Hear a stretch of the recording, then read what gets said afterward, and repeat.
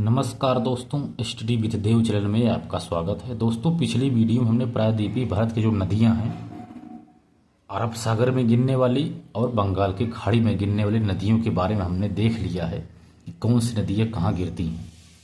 तो दोस्तों, आज हम देखते हैं अरब सागर में जो गिरने वाली नदियाँ, जो हमने बताया था आपको अरब सागर में जो नदियाँ गिरेंगी वो कौन कौन सी नदी हैं, इनके बारे में आज हम थोड़ा डिटेल से चर्चा करेंगे। तो दोस्तों, यदि आप सीरियस पढ़ाई कर रहे हो तो थोड़ा क्वेश्चन भी पूछ लिया करो। चैनल को सब्सक्राइब कर लीजिए और शेयर लाइक ज़रूर करिए। तो अरब सागर में गिरने वाली नदियाँ आज देखते हैं। तो सबसे पहले देखते हैं जो राजस्थान की हमने लूनी नदी बताया था। लूनी नदी, यह राजस्थान की सबसे बड़ी नदी है लूनी नदी। इसका उद्गम अरावली के पुष्कर वैली क्षेत्र से इसका उद्गम क्षेत्र है। पुष्कर झील है, वहीं से ही यह लूनी नदी निकली हुई है। कच्छ के रन में इसका मुहाना है, क्योंकि यह लुप्त नदी है। यह अरब सागर तक नहीं आकर के यहाँ जो कच्छ का रन है, दलदली क्षेत्र है, रेगिस्तानी क्षेत्र है, रेगिस्तानी क्षेत्र दलदली, इसी में आकर के यह विलीन हो जाती है लूनी नदी। समुद्र तक यह नहीं पहुंचती है, यह सांभर झील से होकर बहती, क्योंकि यह रास्ते में इसे एक सांभर झील मिलेगी जो यह पुष्कर वैली से निकलती है। जब अरावली के, तो इसे रास्ते में पुष्कर झील, सांभर झील बनेगी, इसी के बीच से होकर यह गुजरती है। इसको लवनवती भी कहते हैं, लवनती नदी। और इसकी सहायक नदी है सोकरी नदी, जवई नदी, मिठही नदी। यानी इसको लूनी को लवनवती भी कहते हैं, लवनवती नदी। इसकी सहायक नदी है सोकरी, जवई और मिठवी नदी। तो एक चित्र बना लीजिए, तो हमने बताया था, तो अरब से ये लूनी नदी है, यहाँ से निकलती है, यहाँ आकर के कच्छ के रण में विलीन हो जाती है। इसके बाद सांभर झील से होकर बहती एक सुकरी नदी, जवई नदी आदि इसकी सहायक नदी हैं, जो इसी लूनी में मिलती हैं, ये भी आकर के यहाँ विलीन हो जाती हैं। और बनास नदी हैं, देखो, साबरमती नदी, बनास नदी, रूपेन नदी, इसके बाद कच्छ के रन में ये भी विलीन हो जाती हैं। तीन नदियाँ ये हैं, जैसे बनास नदी, सरस्वती नदी और रूपेन नदी। रूपेन, सरस्वती, बनास, तीन नदियाँ ऐसी हैं, ये भी कच्छ के रन में विलीन हो जाती हैं। लूनी नदी की अगर अलावा भी पूछा जाए तो कौन कौन नदी हैं जो ये भी आकर के विलीन हो जाती हैं कच्छ के रन में, तो है बनास नदी, सरस्वती नदी और रूपेन नदी। इसके बाद है एक साबरमती नदी, जो गांधीनगर और अहमदाबाद से होकर यह गुजरती है, यह आकर के खंभात की खाड़ी में यानी अरब सागर में गिर जाती है। इसके बाद माही नदी है, यह कर्क रेखा को 2 बार काटती है। माही नदी एक इधर से निकलेगी, कर्क रेखा काटेगी, फिर घूम करके फिर कर्क रेखा काट करके या भी अरब सागर खंभात की खाड़ी में आकर के यह गिर जाती है। ये माही नदी है। इसके बाद हमने देखा जो कच्छ के रन में विलीन होने वाली नदियाँ लूनी, बनास, सरस्वती और रूपेन, ये 4 नदियाँ कच्छ के रन में विलीन हो जाती हैं।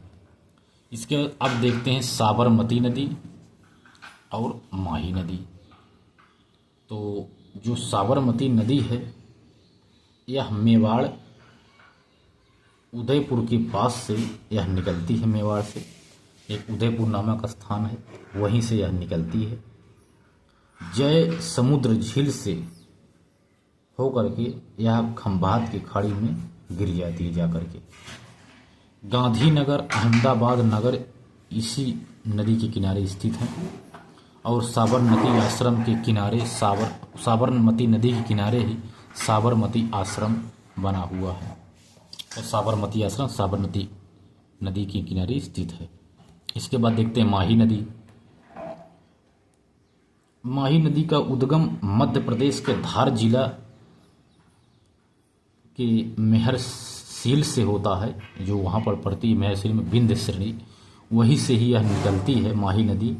और यह पहले उत्तर की तरफ चलती है और राजस्थान में यू टर्न लेकर के गुजरात के खंभात की खाड़ी में जाकर के माही नदी गिर जाती है। यह कर्क रेखा को 2 बार काटती है। हमने बताया जब ऐसे निकलेगी, ने बताया यहाँ से निकली मध्य प्रदेश के जो यह क्षेत्र है विंध्य श्रेणी से निकली, ऐसे कर्क रेखा को काट पार की, फिर जाकर के यू टर्न लेती है, फिर कर्क रेखा को काट करके खंभात की खाड़ी में गिर जाती है करके माही नदी। इसके बाद देखते हैं दोस्तों नर्मदा नदी। यदि नर्मदा नदी को देखा जाए तो हमने क्या क्या देख लिया दोस्तों, मैप के माध्यम से देखते हैं। हमने देख लिया लूनी नदी, साबरमती नदी, माही नदी। अब आइए देखते हैं जो नर्मदा नदी बहती है, जो विंध्य श्रेणी और सतपुड़ा के बीच में है, यह नर्मदा नदी है। सतपुड़ा और यह हरिश्चंद्र जो सतमला श्रेणी के बीच में ताप्ती नदी बहती है। यह मैकाल का पठार है, अमरकंटक पहाड़ियाँ हैं, यहाँ एक सोन नदी यहाँ से भी निकलती है, ये उधर चली जाती है उत्तर की तरफ। तो आइए नर्मदा की चर्चा करते हैं। नर्मदा नदी, तो यदि नर्मदा पे चर्चा करें तो यह इसकी लंबाई 1313 किलोमीटर यह लंबी है। मैकाल श्रेणी की अमरकंटक से यह निकलती है। छत्तीसगढ़ और मध्य प्रदेश बॉर्डर से यह निकलती है अमरकंटक श्रेणी से, एक जहां छत्तीसगढ़ और मध्य प्रदेश का बॉर्डर है वहीं से यह निकलती है। यह नर्मदा नदी है, ये अमरकंटक है, ये अमरकंटक यही है। इसके बाद विंध्य एवं सतपुड़ा श्रेणी के भ्रंश घाटी में यह बहती है, यानी जो विंध्य श्रेणी है और ये सतपुड़ा श्रेणी है, इन्हीं के बीच में जो भ्रंश घाटी बनी हुई है, इसी के बीच में ही यह नर्मदा नदी बहती है। यह भड़ौच नामक स्थान पर से ही यह बाहर आकर के खंभात की खाड़ी में यानी अरब सागर में यह गिर जाती है। भारत की, नोट में देखो, भारत की यानी प्रायद्वीपीय नदियों में से अरब सागर में गिरने वाली सबसे लंबी नदी नर्मदा ही है। अगर इसको देखा जाए तो नर्मदा नदी जो है यह अरब सागर में गिरने वाली सबसे लंबी नदी है, यानी प्रायद्वीपीय नदियों में से। नर्मदा गोदावरी और कृष्णा के बाद तीसरी सबसे लंबी नदी है। अरब सागर और बंगाल की खाड़ी को मिलाकर यदि देखा जाए, चाहे अरब सागर हो इधर, चाहे बंगाल की खाड़ी हो, अरब सागर हो चाहे बंगाल की खाड़ी हो, दोनों किनारों में जो प्रायद्वीपीय नदियां हैं, इन सभी में यह गोदावरी और कृष्णा के बाद तीसरी लंबी नदी है। लेकिन प्रायद्वीपीय जो नदियां अरब सागर में गिरती हैं, अरब सागर में गिरने वाली यह सबसे लंबी नदी नर्मदा नदी है। इसको नोट कर लेना दोस्तों, क्योंकि जो अरब सागर में गिरा जाए तो सबसे लंबी नदी नर्मदा है, यदि अरब और बंगाल में दोनों देखा जाए तो तीसरी बड़ी नदी यह नर्मदा है। सरदार सरोवर बांध भी इसी नदी पर स्थित है। भड़ौच शहर बंदरगाह इसी नदी पर स्थित है। यह मध्य प्रदेश में जबलपुर के पास धुआंधार झरना भी यह बनाती है, जलप्रपात। धुआंधार जलप्रपात भी नर्मदा नदी पर स्थित है, जबलपुर के पास, यह मध्य प्रदेश में स्थित है। इसकी सहायक नदियां भी हैं, ओरियन नदी, तवा नदी, दूधी नदी, शक्कर नदी, हिरना नदी आदि नदियां भी इसकी सहायक नदियां हैं। इसके बाद ताप्ती के बारे में चर्चा करते हैं, जो ताप्ती नदी है। यह सतपुड़ा, जो मध्य प्रदेश का सतपुड़ा है, सतपुड़ा के बैतूल पहाड़ में भुल्लर स्थान से या मुल्लर स्थान से निकलती है।